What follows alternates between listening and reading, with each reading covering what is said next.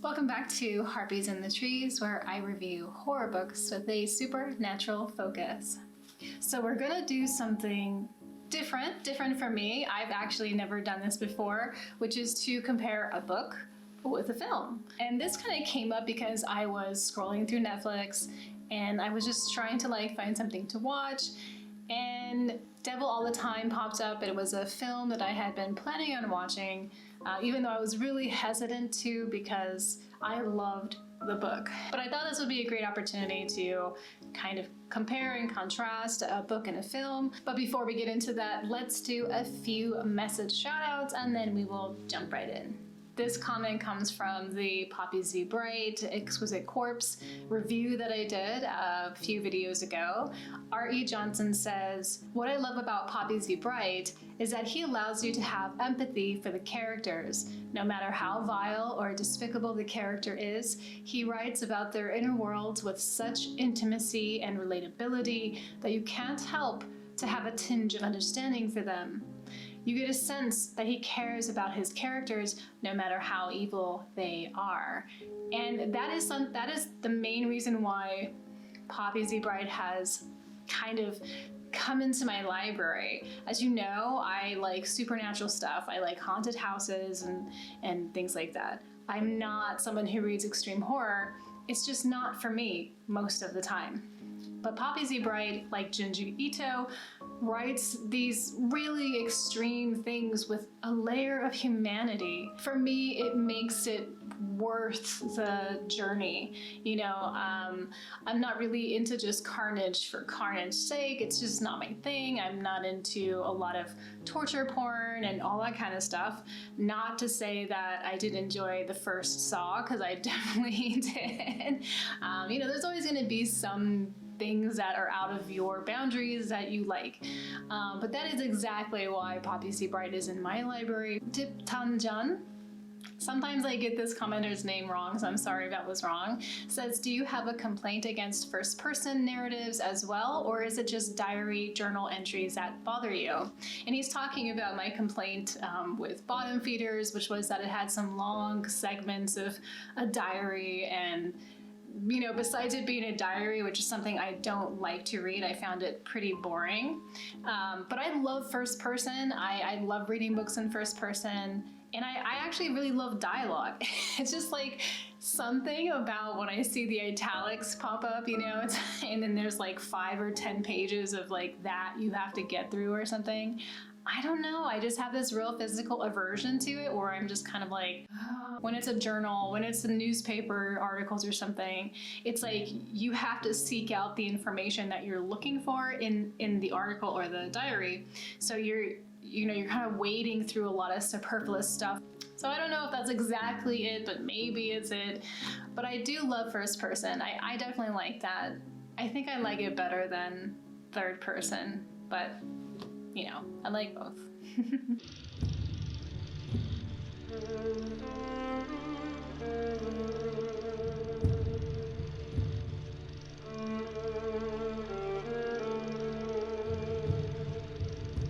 Okay, so let's get into this book and film comparison. If you're not familiar with Devil All the Time, it is not horror. It is more of a kind of like a gritty vignette on these people's lives who live in a rural town called Knockemstiff, and it starts in the 1950s, and it's about these people and their lives and how they're interconnected and how there's like a certain thread of familiar things through all of these people's lives. Religion and faith is one of them. Sacrifice is another. All of them are kind of seeking out something greater than themselves. The way that I experienced this book, it was on Audible. It was read by the great Mark Bramhall, which if you're on Audible, you've probably heard his voice before because he's very, very prolific on there. But he just did such a phenomenal job that it just sucked me into the story. And I would be listening to this, trying to get chores done around the house, and I would just end up standing around listening, you know, and that's when you know it's really special. Like when you're just standing for 10 minutes in one spot, just listening to something, you know. The book is phenomenal. It's just really good. There's a lot of disturbing elements in this book. It talks a lot about, you know, it talks a lot about faith. It talks a lot about false prophets. It talks about pedophilia. It talks about sexual abuse to young female minors. It talks about revenge. And I mean, it's just a lot. It's a lot of stuff, and it's done so well. So this film has a lot of famous actors that you probably recognize, like Tom Holland, Bill Skarsgård, Jason Clarke, Harry Melling, Mia Wasikowska, and Robert Pattinson. So it's a pretty big cast, and I think for the most part it was cast pretty well. So I'm going to try and tell you as briefly as possible, like the story that the film is telling, and then I'm going to tell you like what was different in the book.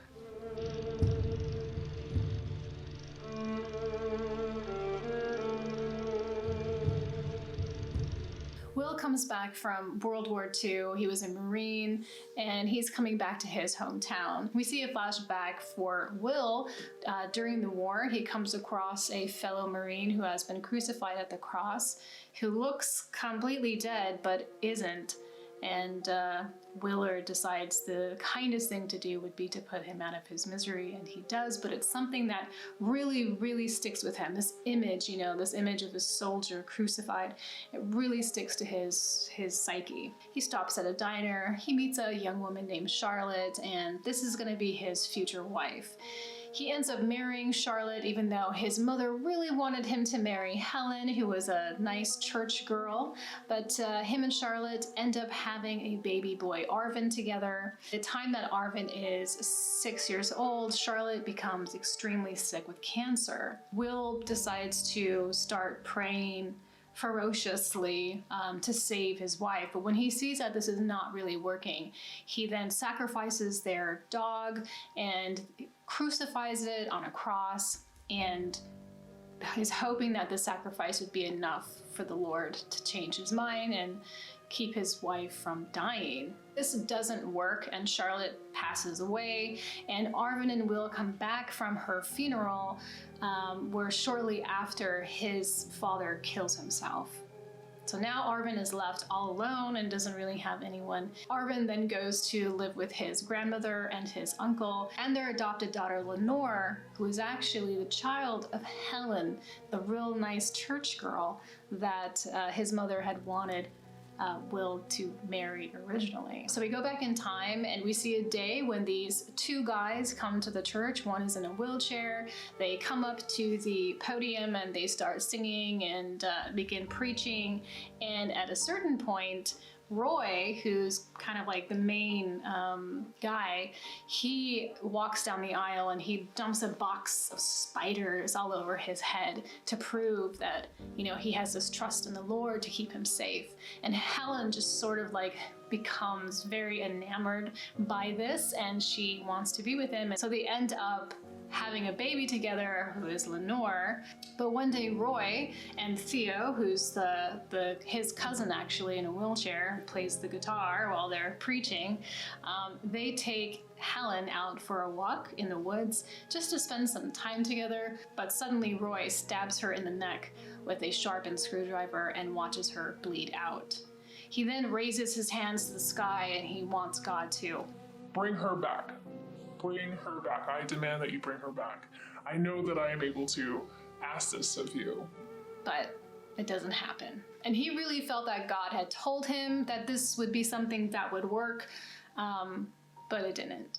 So Roy ends up skipping town. He jumps into a car and he meets these two people called Carl and Sandy, but they end up killing him somewhere in the woods and taking pictures of his dead body because they are serial killers. We skip a few years ahead and now we see that Lenore and Arvin are teenagers now.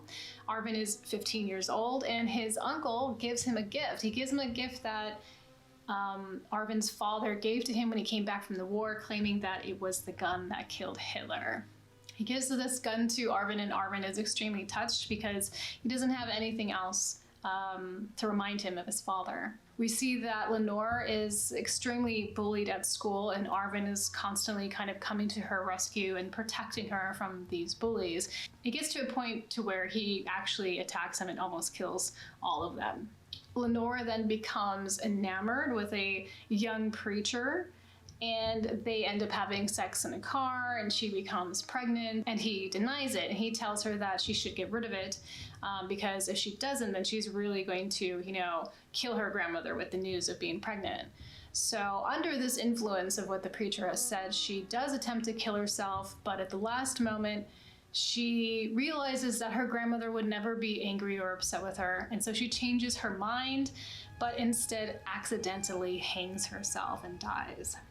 Arvin finds out exactly what happened and who got her pregnant, and he goes after the preacher, which he shoots and kills.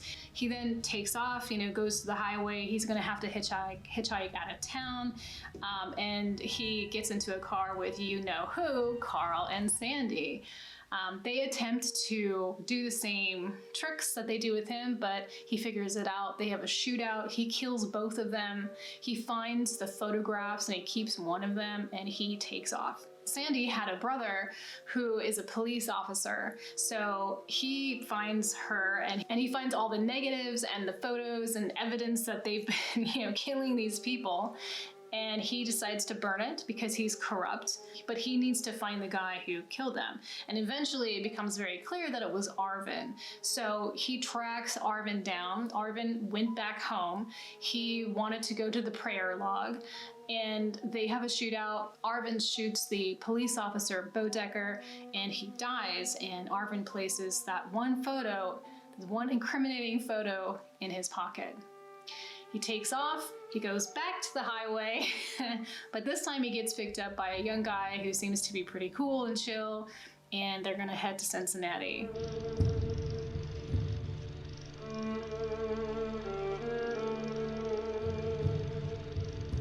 So the film actually starts out really true to the book. And I think it was like the first 20 minutes where I was like, oh yeah, this is like really sticking to it. I knew exactly, what was going to happen and all this kind of stuff. But there was one thing in the beginning that wasn't exactly the same. And this is when Charlotte becomes sick. In the book, we get to spend a lot of time with Charlotte. In the film, it's like she's sick, she's dead, basically. But in the book, Charlotte realizes that something is wrong. And as the days go by, she is becoming more and more in pain. So to sort of alleviate this pain and also not let anyone know that she's in pain, she's drinking vodka every day. And she's really trying to hide, what's going on with her body. So we get to be with her in these moments where she's in pain and she's trying to hide it. And it's getting worse and it's getting worse until eventually she just kind of passes out from the pain. In the film, there is a scene that's pretty close to like the first time she passes out. And she just kind of falls on the kitchen floor. Like the kitchen is like smoky and stuff. And then that's when they, realize that she's sick. But we really get to see her strength and her courage and just her trying to stay as long as she can in this world. And so that was, I wish that had really been in the film because it was very sad and touching. Also, there's the prayer log. The prayer log is very, very different in the book. In the movie, it's just two pieces of wood making a cross, and then when we get to the point where Will sacrifices the dog and he crucifies the dog on the cross, it's very grisly, but in the book it's even worse because the length of suffering that Charlotte is going through is a long time. It's like weeks, it's not just a few days, it's weeks. So as the desperation is piling up, Will starts bringing animal carcasses from roadkill and all that type of stuff, and he starts piling them around this cross. And he piles so much of it. There's flies and they're rotting and it's stench and there's all of these maggots that are crawling around and stuff like that. And he's there praying every day. So the prayer log was really, just really gross, really horrifying, you know, just a pile of like dead roadkill. So I really wish the prayer log kept that, because it really did show like kind of like the mindset of Will, and also just how intense his desperation was, and how he was trying to take control when he couldn't have any control. You can't control cancer. You know, in this time period, it was, you know, there wasn't a lot they could do. So he's like really trying to control the outcome. He's just really lost it, you know, and it's really sad. And, you know, this is the reason why he kills himself, because he tried so hard, and like the person that he really loved is gone, and he couldn't help her. And in the film, it's just kind of like, it didn't feel as impacting as it did in the book. The thing that I think that's mostly different is Roy and Theo. Roy and Theo in the book have their own storyline, and you know, they're definitely much more present in the book than they are in the film. But their relationship in the film is not touched on, really. They're cousins. And Theo, I forget why he's disabled. I'm not exactly sure. I can't remember exactly. But he's disabled. He has this amazing ability to play the guitar. Like, it's just like mesmerizing how he can play. And he also sings. So he's just sort of like this sort of musical genius, you know. But he's also a pedophile. He's also in love with his own cousin, Roy. So Theo does stuff to kind of keep Roy with him by manipulating certain situations. So when Roy takes Helen out for a walk and then kills her because he thinks he can bring her back to life, because he thinks that God told him he could, in the book it's different. In the book, Theo convinces Roy that to take their act to the next level, to really, you know, just, I don't know, like get closer to God somehow, they should kill Helen and bring her back to life, because Roy can do it. He has the power. He can do it. And this is all Theo. Theo being like, you can do this. Kill that person and bring them back to life. I know you can do it. But he knows it's not going to happen. But he wanted to get rid of Helen. So that was the reason why he killed Helen. So, I felt like, Theo was extremely an interesting character. And just kind of like the weird tension between Roy and Theo was really interesting also. So in the film, Roy then like takes off and he meets the serial killers and he gets killed. But in the book, him and Theo take off and they kind of start joining all of these like circus and carnival circuits, doing their preaching. They have their own little tent and stuff. And Roy is actually a womanizer. He is just always banging someone. And this really makes Theo upset, he just is like, ugh, gross, But at one point, Roy is banging the bird lady, who is like some woman who her shtick is that she dresses up like an ostrich or something. I can't remember what bird it was, but she dresses up as a kind of like a beautiful flamboyant bird. And all Theo does is like talk shit about how she's like a bird, like using all of these like, bird references. And it was really funny. And I was hoping that would be in the film, but it wasn't at all. So, it's after they spend their time being in the carnivals and doing all the circuits, that's when Roy decides to take off. He actually wants to come and see his daughter Lenore, not knowing that she's dead. And then that's when he gets killed by the serial killer. The priest, Preston, or the Reverend Preston, who gets Lenore pregnant, is like this really engaging and charming preacher. Like, he just has all of the women in the congregation like just mesmerized, okay? All of them. And they're like bringing him like all kinds of stuff that they're cooking and baking at home. I mean, they just really look at him like he is just this beautiful man of God, but he's not. He's a womanizer, he's sleeping with underage girls. He's just a phony person, and he's just sort of using the church as a beard, to do like what he wants. And that's pretty much like how he is in the book too. Except in the book, Preston has a kink, and he likes the young girls that he sleeps with to read the Bible as he has sex with them. So he definitely has this thing.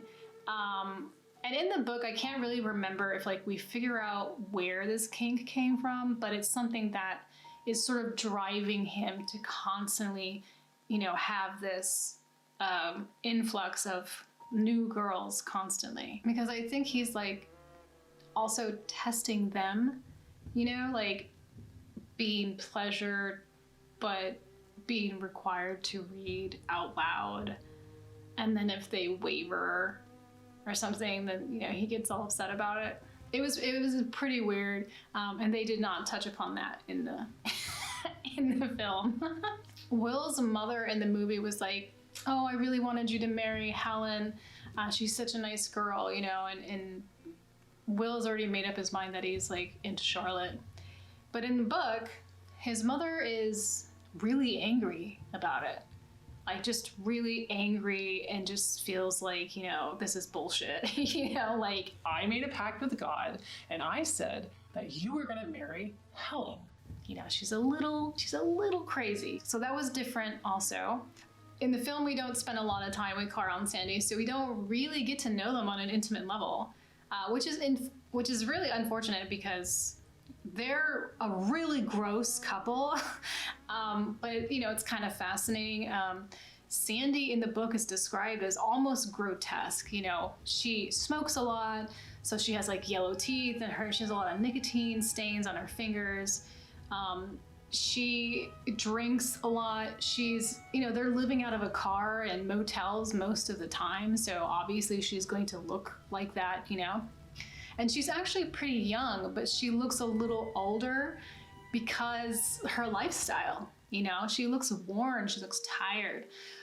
And Carl is actually really, Carl's like greasy and oily and has dirt under his fingernails and his clothes are gross. And, you know, he has that same type of like, I live out of a car, you know, I eat with my hands and I don't wash them and like, whatever. I don't care about hygiene. You know, that's what Carl is about, kind of. So like, I was really hoping that these two characters were more gritty, more grimy. And Carl has a thing. He has an MO. He likes to pick up young hitchhikers. He convinces them to have, you know, sex with Sandy, and he takes pictures of them and then he kills them. And he also takes pictures of them dead with Sandy as well.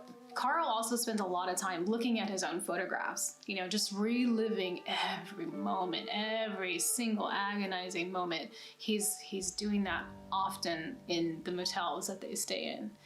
Him and Sandy also have like a kind of a weird, combative relationship, but you know, it's definitely weird. And I just feel like you don't understand like who they are in the film. You don't get who Carl and who Sandy is at all. The ending is similar, but it's also different. In the book, it's ambiguous. Once Arvin has killed the police officer, he takes off and he walks to the highway and he's trying to get out of there. So we don't know where he goes. We don't know what happens. In the film, it's a little bit more hopeful. You know, it was a decent book to film adaptation. I think it tried to I think what it was trying to do was like stay true to the story, but take out everything that would actually be offensive. This was also only like 2 hours, and you know, they're really impacting a lot within those 2 hours. And to me, it was very rushed. I think it would have been definitely better as a series, but I am someone who really just likes series. I prefer them. I feel like I get to know the characters better. The storylines are usually better. There's room to do a bunch of stuff. I just really prefer series, and I don't even really watch movies that much anymore. I'm really just into series, So I hope you enjoyed my book to film adaptation. I don't know what to call it. I hope that you enjoyed it. I had a lot of fun actually kind of reconnecting with this book. If you haven't read it, you should definitely check it out, especially the audiobook, It's just, mwah. Thank you so much for hanging out with me today. I really do appreciate it. If you like this video, please like and comment below. Tell me what you think about book adaptations to film. You know, what's your favorite one? What's one that you thought was really good? Take care of yourselves, watch out for each other, and I will talk to you next time.